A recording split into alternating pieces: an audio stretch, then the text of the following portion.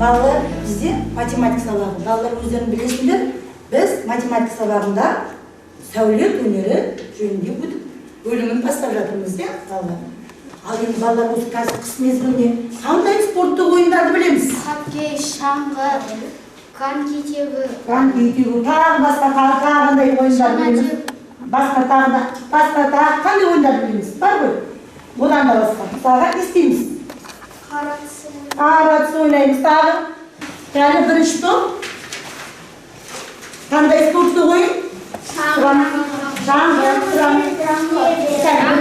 Шаңғыны біз себеміз, құйындатып береміз. Жарайсыңдар. Екінші топ. Хоккей. Хоккейде бір шабаны көзде тұрып саламыз. Жарайсыңдар. Үшінші топ. Коньки. Конькиді біз қолға алып, мұз айдынға жол салдық. Жарайсыңдар. Міне балалар.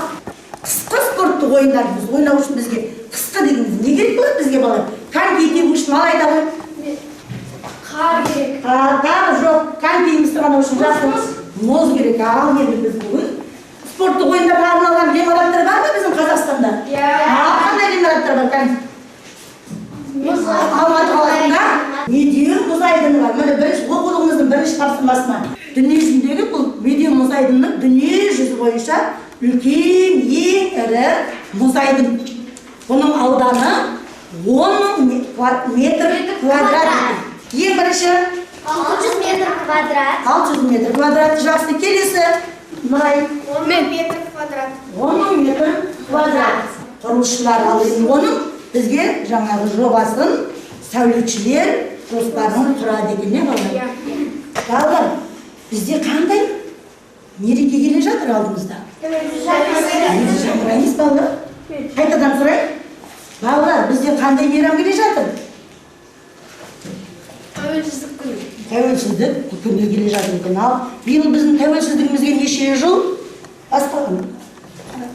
Біздің тәуелсіздігіме 29 жыл. Біздің тәуелсіздігіне 29 жыл екен. Бүгінгі біздің сабағымыз ерекше. Біз әр тапсырмаға жауап берген сайын балалар, біз өзіміздің көк туымыздың моделін құрамыз. Аллада ертеді. Ұзындығы 6, ені 8. 6 не болады? Өлшем бірлігін айтамыз. Дециметр. Дециметр, ені сантиметр. 8 дециметр. Дециметр. Жақсы. Сол модельді жақсы құруға талпынайық. Есепке. Бірінші бөлікті оқыда, бағдарлет оқыда айта ғой. 45 килограмм бөлу 9, тен болады 5 килограмм. 45 килограмм мен 9-дың бөлінісі деп айтасың ғой. 45 килограмм мен 9-дың бөліндісі 5. 5 килограмм. 5 килограммға. Келесі Юлдыз. 6 сантиметр мен 3 миллиметрдің шетеге бөліндісі ол 9 сантиметр. 9 неге керек балалар? 9 миллиметрге тең болады. Ал балалар, біз енді осы туымызда не себепті біз храм бүркітті қойылды деп ойлайсыңдар балалар? Храм қандай құс храм? Қыран өте мықты, айбатты құс. Және не істейтін? Ең биікке самғайтын құс. Ең биікке самғайтын құс. Міне біз енді балалар алдарында сендердің қазір тапсырма беріледі. Осы тапсырмалар бойынша топқа жиналып, осы тапсырмаларды орындаймыз оқулығымыздағы. 3 минут уақыт беріледі балалар.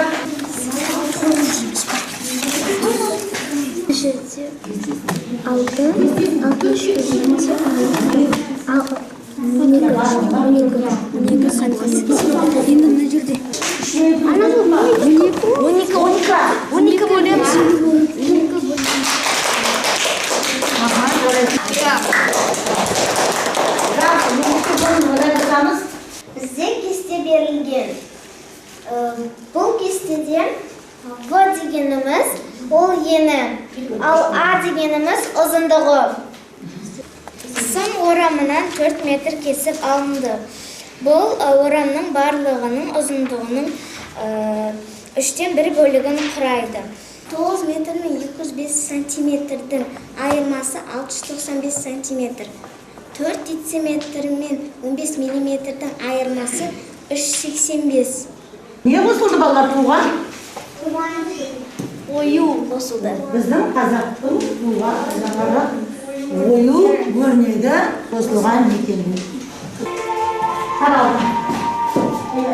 Сен үшін ұнамағын бә? Лондондан тағы